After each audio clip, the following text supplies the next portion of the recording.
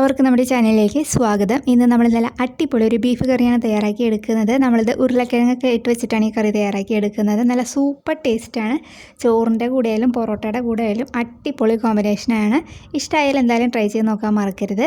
ആരെങ്കിലും നമ്മുടെ ചാനലിലേക്ക് ആദ്യമായിട്ട് വന്നിട്ടുണ്ടെങ്കിൽ ചാനലൊന്ന് സബ്സ്ക്രൈബ് ചെയ്യാനും മറക്കല്ലേ. അപ്പോൾ നമുക്ക് കറി തയ്യാറാക്കി എടുക്കുന്നതിന് വേണ്ടിയിട്ട് ആദ്യം തന്നെ പൊടികളൊന്ന് വറുത്തെടുക്കാം. അതിനുവേണ്ടി സ്റ്റൗ ഓണാക്കി ഒരു പാൻ വെച്ചിട്ടുണ്ട്. അതിലേക്ക് 2 ടീസ്പൂൺ മല്ലിപ്പൊടി, 2 ടീസ്പൂൺ മുളക് പൊടി, നല്ല എരിവുള്ള മുളക് പൊടിയാണെന്നുണ്ടെങ്കിൽ 1 ടീസ്പൂൺ ചേർത്താലും മതിയാകും. അതിലേക്ക് 1/2 ടീസ്പൂൺ മഞ്ഞൾപ്പൊടിയും കൂടി ചേർത്ത് കൊടുക്കാം. കൂടെ തന്നെ 1 ടീസ്പൂൺ പെരിഞ്ജീരകത്തിൻ്റെ പൊടിയും കൂടി ചേർത്തിട്ട് നമുക്ക് നന്നായിട്ട് ഇതൊന്ന് ഫ്രൈ ചെയ്തെടുക്കാം. അപ്പോൾ ലോ ഫ്ലെയിമിൽ വെച്ചിട്ട് ചെയ്തെടുത്താൽ മതിയാകും.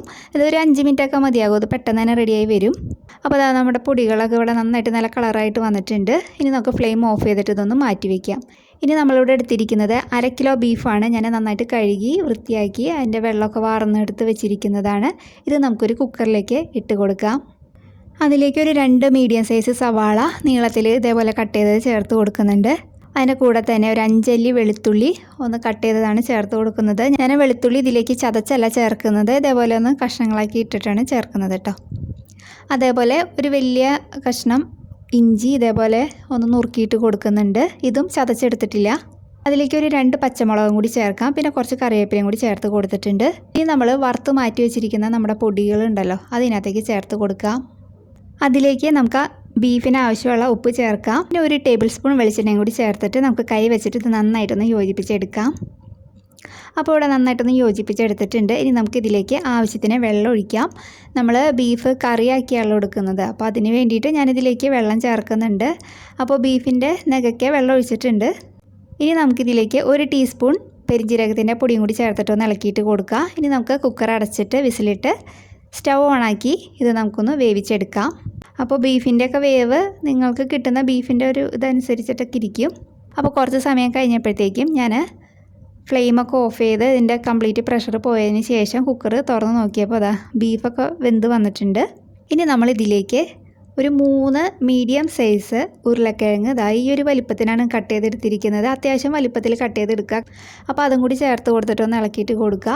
അപ്പോൾ ഇതിലിപ്പോൾ കുറച്ച് വെള്ളമുണ്ട്. അപ്പോൾ നിങ്ങൾക്ക് ഇത് തുറന്ന് നോക്കിയിട്ട് വെള്ളം കുറവാണെന്നുണ്ടെങ്കിൽ ഇതിനകത്തേക്ക് വെള്ളം ചേർക്കണം. അപ്പോൾ ഇതിൽ ഉപ്പ് അത്യാവശ്യത്തിനുണ്ട്. അപ്പോൾ അതുകൊണ്ട് ഞാൻ ഇതിലേക്ക് ഇനി എക്സ്ട്രാ ഉപ്പ് ചേർക്കുന്നില്ല.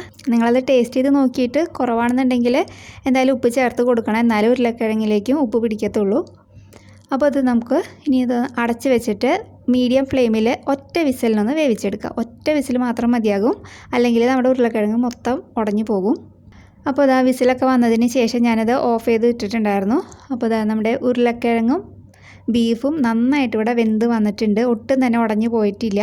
ഇനി നമുക്കിത് കറിയാക്കി എടുക്കാം. അപ്പോൾ ഇനി നമുക്കിതൊന്ന് കറിയാക്കി എടുക്കാൻ വേണ്ടി സ്റ്റൗ ഓണാക്കി ഒരു പാൻ വെച്ചിട്ടുണ്ട്. അതിലേക്ക് 1 ടേബിൾ സ്പൂൺ വെളിച്ചെണ്ണയാണ് ചേർക്കുന്നത്. ഇപ്പോൾ ഞാനത് ലോ ഫ്ലെയിമിലാണ് വെച്ചിരിക്കുന്നത് കേട്ടോ. അതിലേക്ക് നമുക്ക് കുറച്ച് കറിവേപ്പില ചേർത്ത് കൊടുക്കാം. അതിലേക്ക് 1 ടീസ്പൂൺ മുളക് പൊടി ചേർക്കുന്നുണ്ട്. അതേപോലെ 1 ടീസ്പൂൺ ഗരം മസാല ചേർത്ത് കൊടുക്കുന്നുണ്ട്. ഒരു 1/2 ടീസ്പൂൺ പെരിഞ്ജീരകത്തിൻ്റെ പൊടിയും കൂടി ചേർത്ത് കൊടുത്തിട്ട് നമുക്കിതൊന്ന് ഫ്രൈ ചെയ്തെടുക്കാം. അപ്പോൾ അത് കരിഞ്ഞു പോകാതെ ഒന്ന് ഫ്രൈ ചെയ്തെടുക്കണേ. അപ്പോൾ അതൊന്ന് റെഡിയായി വന്നിട്ടുണ്ട്. ഇനി നമുക്കിതിലേക്ക് ഒരു 1.5 കപ്പ് പച്ചവെള്ളം ചേർത്ത് കൊടുക്കുക. എന്നതിന് ശേഷം ഇത് നന്നായിട്ടൊന്ന് വെട്ടി തിളപ്പിച്ചെടുക്കുക. അപ്പോൾ അതാ നമ്മുടെ വെള്ളം ഇവിടെ നന്നായിട്ട് തിളച്ച് വരുന്നുണ്ട്. അപ്പോൾ ഗ്രേവിക്ക് ആവശ്യമുള്ള വെള്ളമാണ് ഞാൻ ഇതിനകത്തേക്ക് ചേർത്തത്. നിങ്ങൾക്ക് ഇത്രയും വെള്ളം ആവശ്യമില്ല എന്നുണ്ടെങ്കിൽ ഇത്രയും ചേർക്കേണ്ട ആവശ്യമില്ല. ഇതിലേക്ക് നമ്മൾ വേവിച്ച് മാറ്റി വെച്ചിരിക്കുന്ന ഉരുളക്കിഴങ്ങും ബീഫും അത് അങ്ങോട്ട് ചേർത്ത് കൊടുക്കുക. എന്നിട്ട് നന്നായിട്ടൊന്ന് യോജിപ്പിച്ചെടുക്കുക. ഇതിന് നമുക്കൊരു 5-10 മിനിറ്റ് മീഡിയം ടു ലോ ഫ്ലെയിമിലിട്ടിട്ട് ഇതൊന്ന് കുക്ക് ചെയ്തെടുക്കാം. അപ്പോൾ ഇതെല്ലാവരും കൂടി നന്നായിട്ട് യോജിച്ച് നല്ലൊരു പാകത്തിനായിട്ട് വന്നിട്ടുണ്ടാവും. അപ്പോൾ ഗ്രേവിയുടെ ടെക്സ്ചറൊക്കെ നിങ്ങളുടെ ഇഷ്ടത്തിനനുസരിച്ചിട്ട് എടുക്കുക.